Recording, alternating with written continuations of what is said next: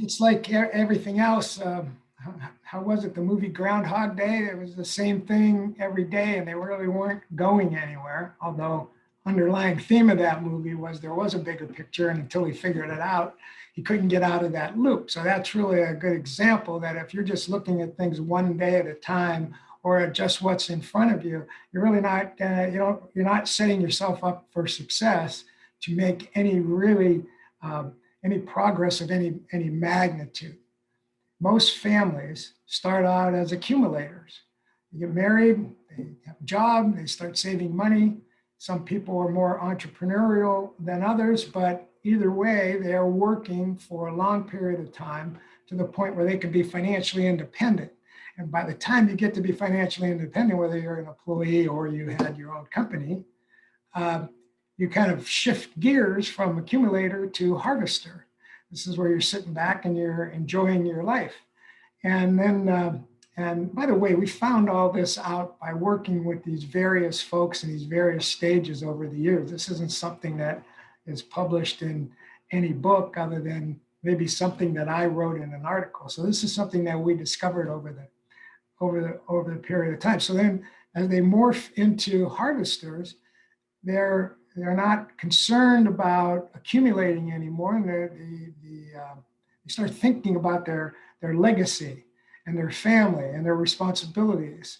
And this is what we refer to as the stewardship phase, where they're looking outward and they're taking care of the family members and the community and building wealth, but also deploying that wealth in a way that's in line with their purposes. And then if we're talking about a nuclear family and there's a couple and you're in a community property state like California, eventually somebody passes away, and it's 80% of the time, the guy dies first. But that doesn't mean people always die in order, but that's usually what happens. And the surviving spouse is left to carry on. And now we go back to where we were at the beginning, where we have the surviving spouse. I mean, the two spouses have their different points of view.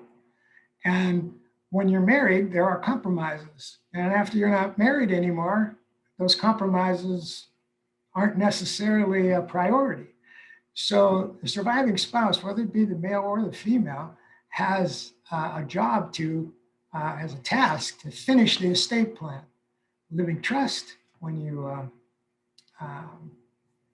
while you're alive, you can change a living trust. But once somebody passes away, the way trusts are made, it usually splits the estate in half, and half of it is now irrevocable, and half of it can still be changed. So that surviving spouse has to plan and implement the end game.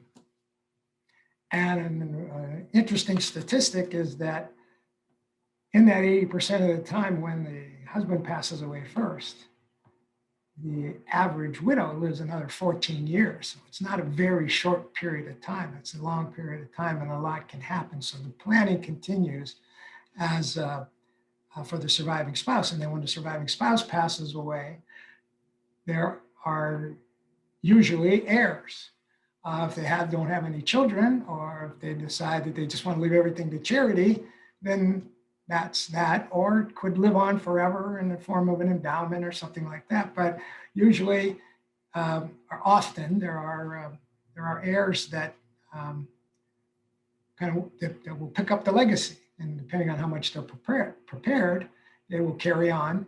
But once again, they have a different point of view, so they'll go in a different direction.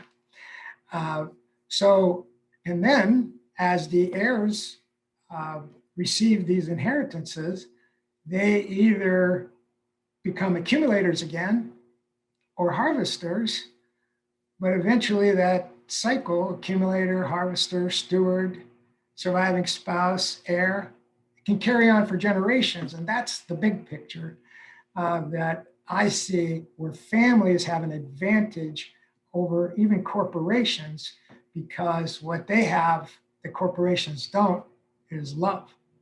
So they have love, wisdom, and money. And if they want to and look back at the big picture, they have the opportunity, the possibilities of keeping that going.